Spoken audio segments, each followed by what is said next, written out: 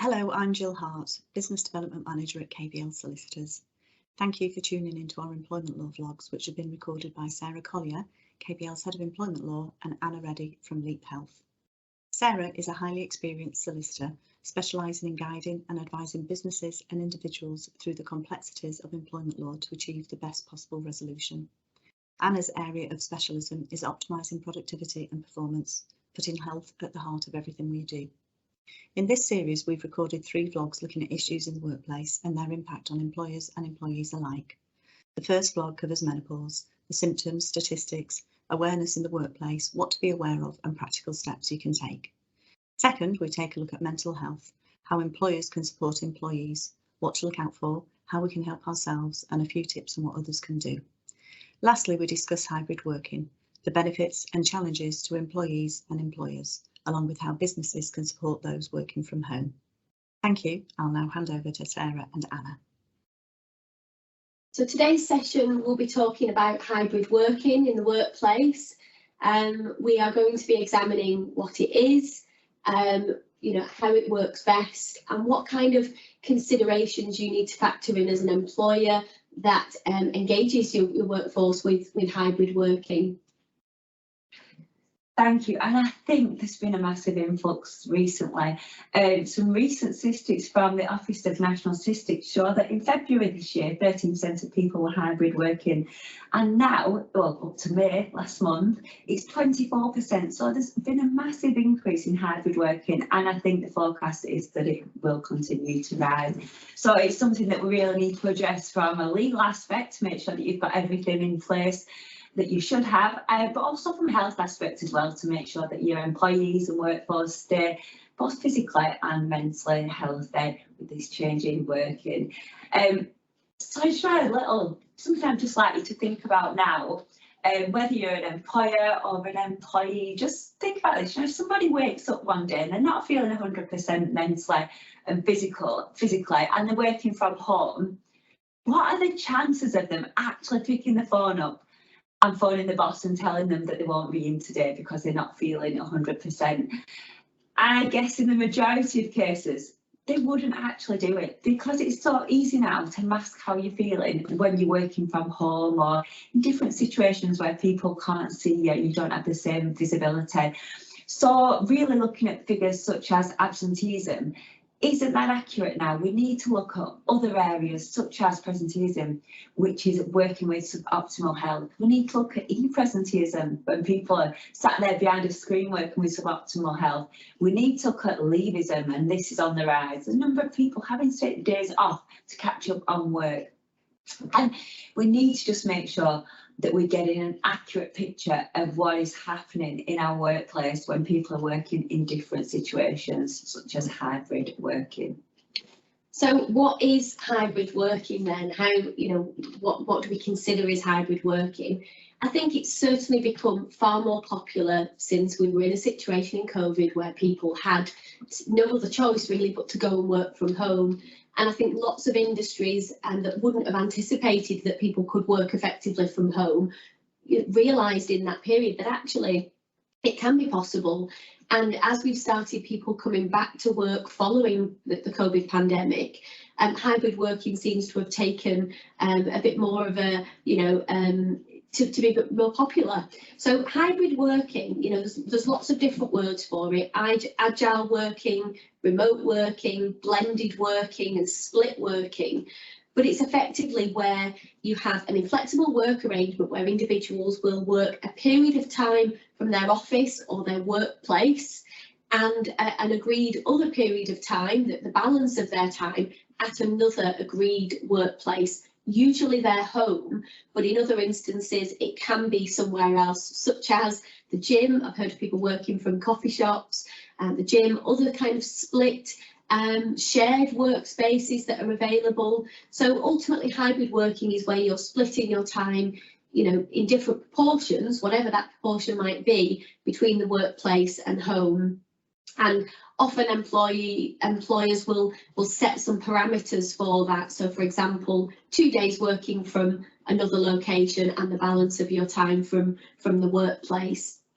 And I think it is important to note hybrid working isn't going to work for every workplace, or every department within every workplace. You know, you may be running a factory and you need people in at work every single day at that factory on the line and carrying out the job that they need to carry out. However, other jobs such as office jobs may well be possible to allow you to do that, and it depends the nature really of the role and the working environment and whether that's possible for employers to be able to advocate. But I think there is a bit more of an expectation on employees in this current market that employers will offer hybrid working, that they will be able to work a portion of their time from home, and actually that it might, and it's important for employers to examine this, but it absolutely might increase productivity potentially.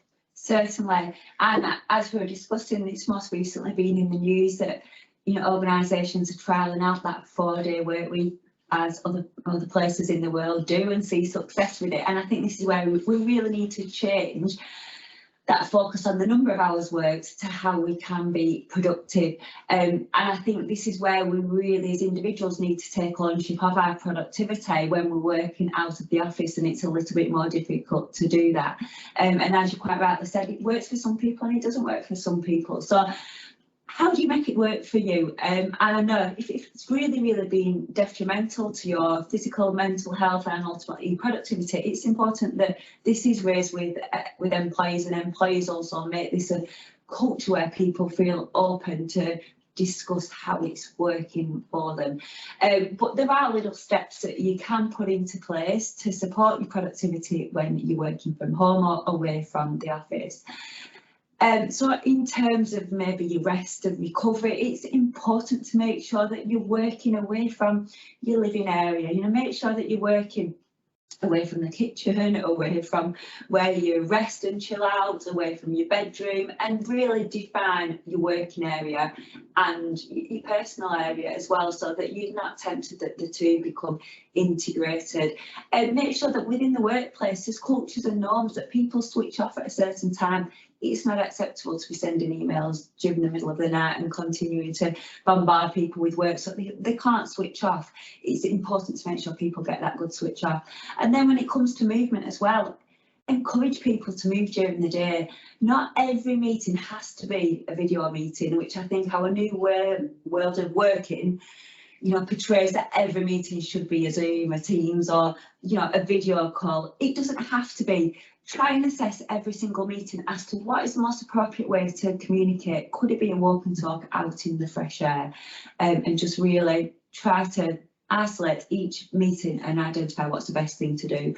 And then when it comes to fueling your workforce, think about fueling the mind. Think about what nutrients are going to fuel the mind for a productive day, and how can they be healthy when they're working at home. So how can they maybe make sure that they're knowledgeable enough to how to make quick and tasty, nutritious meals, and how they can maybe position things within their home so that they go for the healthy option, and how they can prioritise the times in the day when they are going to fuel themselves as well, so that it doesn't get into a habit where they're continually getting snacks, but equally it doesn't get into a habit where they get to the stage continually on meetings that they get hungry and can't actually focus. So those are just a few little ideas as to how you and your colleagues can be a little bit more productive when you're working from home or away from the office.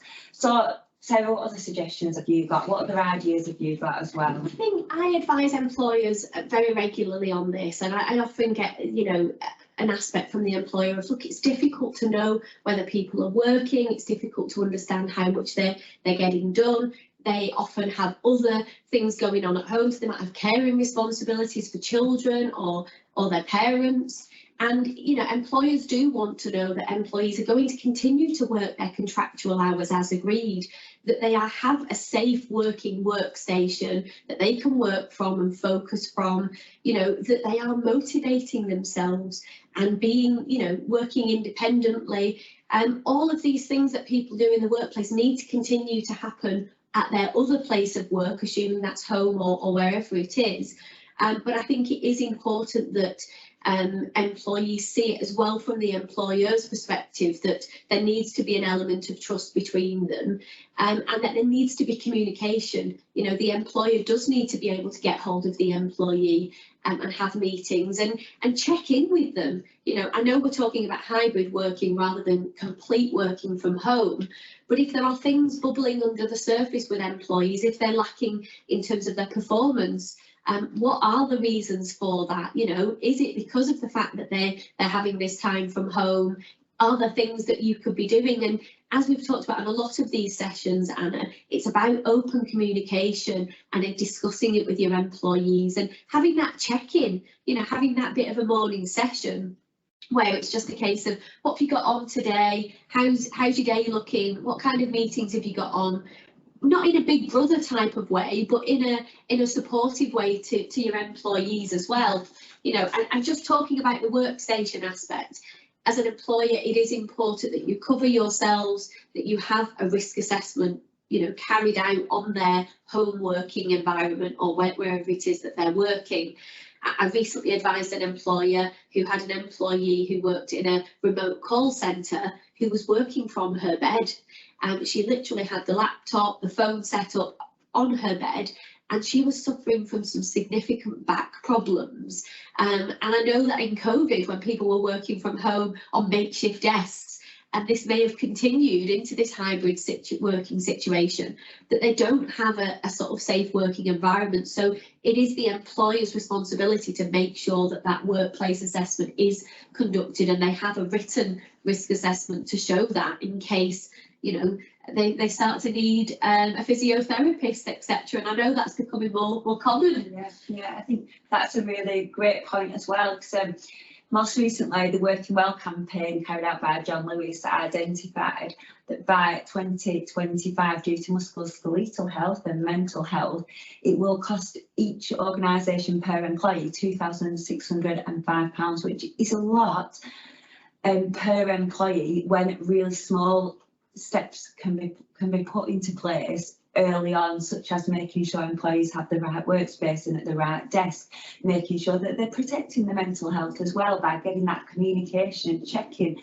they feel open to speak about things in the workplace. So I think the real key thing is, you know, thinking about prevention, thinking about empowering each individual to be proactive about the hybrid working situation and manage, you know, support themselves the best they can, support themselves to have the correct working environment and to put, you know, small healthy steps into place, because without a proactive approach, then that's when there's cost implications, legal implications, and much more later on down the line. I think as well, when you're looking at employees working from home, you need to ensure they are given the same opportunities as those that are present in the office or the workplace 5 days a week. You know, they need to get the same opportunities for training and development and promotion, and not be sort of treated less favourably because they are a hybrid worker. But I also think it's important to just think about, you know, their physical health, as I've touched upon in terms of their workspace, but their mental health, you know, and if people are hybrid working a high percentage of time from home, for example, you know, it is important to consider how their mental health is being affected by that. You know, I heard a lot of that from employers during COVID, when people were fully remote, of you know, the impact that it had on people's mental health. That, you know, Teams calls just aren't the same as being in the office, having that relationship that you build with your colleagues and that social interaction. So there are lots of factors. One other factor that is really important is data protection and security. You know, making sure that employees working from home, if there are physical documents, that they understand that they need to be kept confidential, they need to be secured, you know, securely. People could be, you know, if I think about, for example, trainee solicitors, they'll often be in a house share. You know, are those documents secure from other people that might be able to access them? Are they using your secure VPN network to access the work systems if they're hybrid working?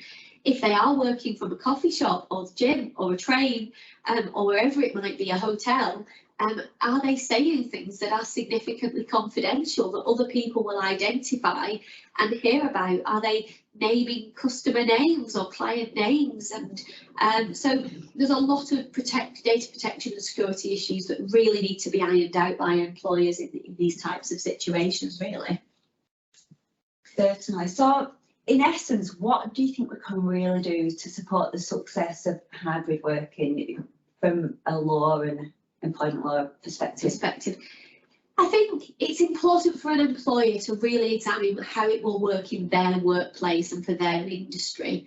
But I think it's also important not just for a particular workplace, but for each department and for each individual.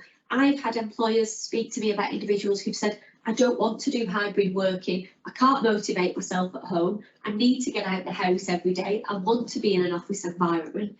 And so it's listening to the cues of the individuals. You know, on the other hand, you could have employees that work so much more productively at home and don't have them interruptions that you have on your coffee break where you're having a chat at work. And, you know, so I think employers really need to look at how it works for their business and how it impacts on productivity, which is going to be key.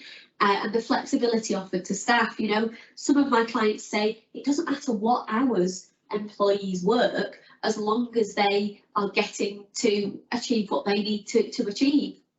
So, and it's also the balance of providing support to employees, having that contact with them and that interaction with them, but not being big brother and showing them a lack of trust. You know, the ideal scenario with an employer is that they are trusting of their employees, that they will get on with the job that they need to get on when they're at home, you know, and that they will do that. But equally, we're going to encounter problems, and I've advised on many of these in this period since COVID in particular, where performance drops as an example. And you know, the key advice I would give in that is to really get to understand why performance has dropped. You know, is there an incident going on in that personal life of the employee? Are they going through a divorce?